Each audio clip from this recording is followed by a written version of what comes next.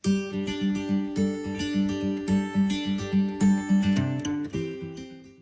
Everyone, life line academy में आपका स्वागत है। आज दिनांक 12 जून 2020 के करंट अफेयर्स की बात करें तो इसमें फर्स्ट पॉइंट हमने लिया है, फिच रेटिंग्स ने अगले वित्त वर्ष में भारत की जीडीपी वृद्धि दर 9.5% रहने का अनुमान लगाया है। इस बार तो जो भारत की जीडीपी है वो बहुत नेगेटिव में भी जा सकती है, इवन बहुत कम भी रह सकती है, लेकिन अगले साल नेक्स्ट ईयर मतलब कोविड-19 के बाद 9.5 रहने का अनुमान लगाया। ये बहुत ही बेहतर है। फिर भी देखते हैं ये क्या है। इसमें वैश्विक रेटिंग एजेंसी फिच रेटिंग के अनुसार अनुमान लगाया है कि भारत की अर्थव्यवस्था अगले वित्त वर्ष में 9.5% वृद्धि दर के साथ वापसी करेगी। मतलब इस साल तो निगेटिव रहने वाली, लेकिन नेक्स्ट ईयर 9.5% की वृद्धि के साथ वापसी करेगी, बहुत ही बेहतर रहेगी। इससे पहले फिच ने अनुमान लगाया था कि अप्रैल 2020 में शुरू होने वाले चालू वित्त वर्ष में भारत की जीडीपी 5% पर आ जाएगी, घट जा रही है। घटने का रीजन कोविड-19 है। यह भी उजागर हुआ कि 9.5% की वृद्धि तभी संभव है जब देश वित्तीय क्षेत्र के स्वास्थ्य में और गिरावट से बचता है। जो स्वास्थ्य विभाग है और जो वित्तीय क्षेत्र है उसमें गिरावट में कमी हो, मतलब जितनी गिरावट आ रही लगातार उसमें थोड़ा कंट्रोल करे, तो ऐसा हो सकता है। फिच रेटिंग की थोड़ा जानकारी ले ले, है क्या ये, कौन सी संस्था है? फिच रेटिंग विश्व की 3 सबसे बड़ी रेटिंग एजेंसियों में से एक है। अन्य 2 प्रमुख एजेंसियां मूडीज और स्टैंडर्ड एंड पुअर्स हैं, ध्यान दीजिएगा। और जो संस्थाएं हैं मूडीज है और स्टैंडर्ड एंड पुअर्स है। फिच तीसरी संस्था है।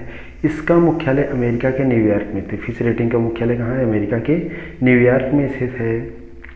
इसका पूर्व स्वामित्व हेयस्ट कॉरपोरेशन के पास में है। हेयस्ट कॉरपोरेशन के पास में है। क्रेडिट रेटिंग एजेंसी एक किस्म की कंपनी होती है जो क्रेडिट रेटिंग प्रदान करती है। एक कंपनी होती है, इसका काम होता है क्रेडिट रेटिंग प्रदान करना। यह ऋणी द्वारा समय पर ऋण के भुगतान अथवा डिफ़ॉल्ट की संभावनाओं की योग्यता का अनुमान लगाती है। मतलब जो कर्ज लिए होते हैं बैंक से, वो कितने समय में वापस किया जा सकता है, इन सबका अनुमान लगाती है।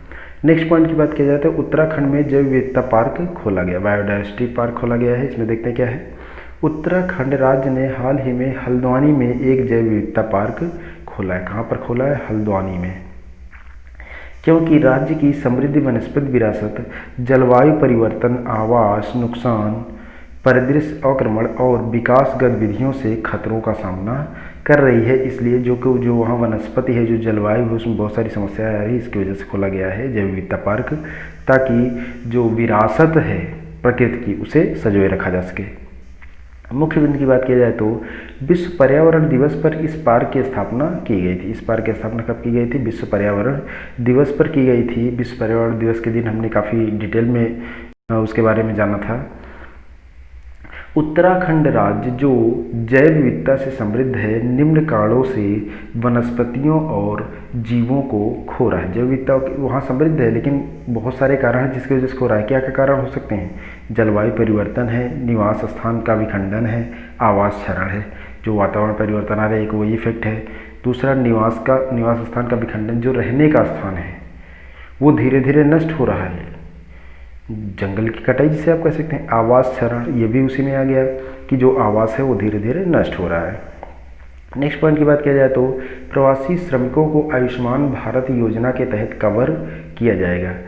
भारत सरकार ने अपने प्रमुख कार्यक्रम प्रधानमंत्री जन आरोग्य योजना आयुष्मान भारत को प्रवासी श्रमिकों के लिए विस्तारित किया है। क्या क्या किया ये देखते हैं। इससे पहले भारत सरकार ने घोषणा की थी कि आयुष्मान भारत लाभार्थियों को मुफ्त में कोविड-19 परीक्षण सुविधा प्रदान होगी। बिल्कुल ऐसा लगातार होता आ रहा है।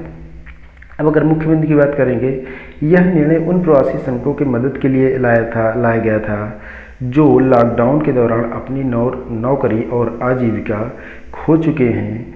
इस योजना को लागू करने वाला राष्ट्रीय स्वास्थ्य प्राधिकरण पात्र प्रवासियों को ई कार्ड जारी करेगा, जिसके द्वारा कि उन्हें लाभ मिल सके।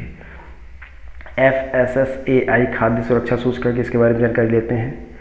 भारतीय खाद्य सुरक्षा मानक प्राधिकरण फुल फॉर्म ध्यान दीजिए, FSSAI भारतीय खाद्य सुरक्षा और मानक प्राधिकरण ने हाल ही में वर्ष 2019-20 का खाद्य सुरक्षा सूचकांक लॉन्च किया है। गुजरात, तमिलनाडु और महाराष्ट्र ने रैंकिंग में शीर्ष स्थान हासिल किया। जो खाद्य सुरक्षा सूचकांक लॉन्च किया गया है उसमें गुजरात, तमिलनाडु और महाराष्ट्र ने शीर्ष स्थान प्राप्त किया है। अब इसके बारे में थोड़ी जानकारी ले लेते हैं। यह सूचकांक 5 मापदंडों के आधार पर तैयार किया गया था। खाद्य परीक्षण की सुविधाएं, मानव संसाधन और स्वास्थ्यगत डेटा और अनुपालन, प्रशिक्षण और उपभोक्ता सशक्तिकरण के अलावा क्षमता निर्माण। FSSAI ने कोविड-19 के दौरान ईट राइट पर एक बुक भी जारी की, ई बुक है। इस ई बुक में सुरक्षित खाद्य प्रथाओं पर प्रकाश डाला गया जिनका पालन किया जाना चाहिए। FSSAI ने किया है, कहा है। विषय क्या था इस बार का? खाद्य सुरक्षा सूचकांक। विश्व खाद्य सुरक्षा दिवस पर निम्नलिखित थीम जारी किया गया था। थीम था खाद्य सुरक्षा सबका व्यवसाय है। ये ध्यान देने वाली बात है। FSSAI के द्वारा थीम जो लॉन्च किया गया, थीम क्या था? यह विषय उन लोगों के लिए समर्पित था जो आपूर्ति श्रृंखला में थे और लॉकडाउन के दौरान सुरक्षित भोजन का निर्बाध उपलब्धता सुनिश्चित कर रहे थे। विश्व खाद्य सुरक्षा दिवस हर साल 7 जून को मनाया जाता है। एक और जानकारी मिली कि अगर पूछ लिया जाए विश्व खाद्य सुरक्षा दिवस कब मनाया जाता है तो हर साल 7 जून को मनाया जाता है। नेक्स्ट पॉइंट की बात करें तो पर ड्रॉप मोर क्रॉप के लिए 4000 करोड़ रुपए आवंटित किए गए। इसमें क्या है? भारत सरकार ने वर्ष 2020-21 के लिए प्रधानमंत्री कृषि सिंचाई योजना के प्रति प्रति ड्रॉप मोर क्रॉप के लिए 4000 करोड़ रुपए आवंटित किए हैं। ये जो योजना है इसके लिए कितना? पर ड्रॉप मोर क्रॉप के लिए 4000 करोड़ रुपए। मुख्य बिंदु समझते हैं पर ड्रॉप मोर क्रॉप की। भारत सरकार ने पर ड्रॉप मोर क्रॉप घटक को लागू करने के लिए धन आवंटित किया है और राज्य सरकारी लाभार्थियों की पहचान करेंगी कि किसको ये लाभ दिया जाना चाहिए। इसके साथ ही भारत सरकार ने विशेष नवाचारी परियोजनाओं को लागू करने के लिए नाबार्ड का फुल फॉर्म देखिए, national bank for agriculture and rural development के साथ 5000 करोड़ रुपए के माइक्रो इरिगेशन फंड कॉर्पस के निर्माण की भी जानकारी दी है। अब थोड़ी योजना के बारे में समझ लेते हैं। पर ड्रॉप मोर क्रॉप क्या है?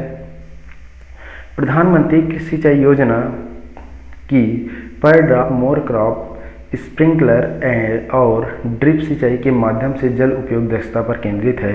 इसका उद्देश्य उर्वरक उपयोग, श्रम व्यय और लागत को कम करना है। जो ये योजना है पर ड्रॉप मोर क्रॉप, इसका उद्देश्य यही है कि उर्वरक जो उपयोग है उसको कम किया जाए, श्रम व्यय कम किया जाए और लागत को कम किया जाए तथा उपज को, पैदावार को क्या किया जाए?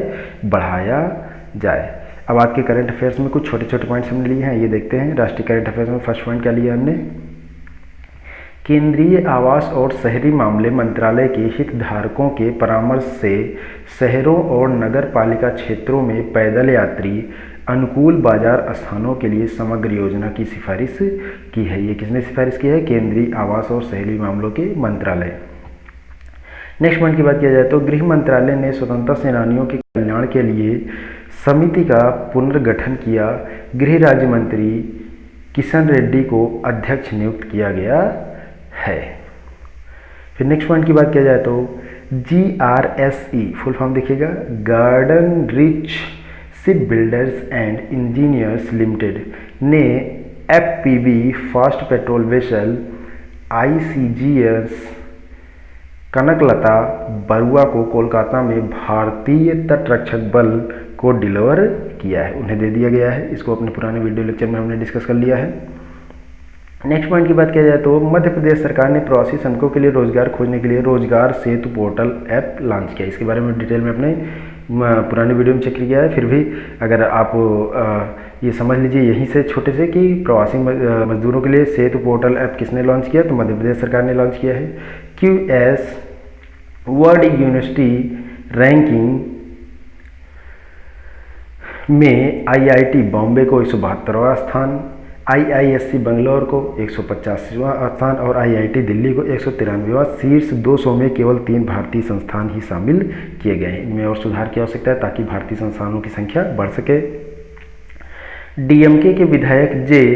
अंबाझागन की 62 वर्ष की आयु में निधन हो गया है।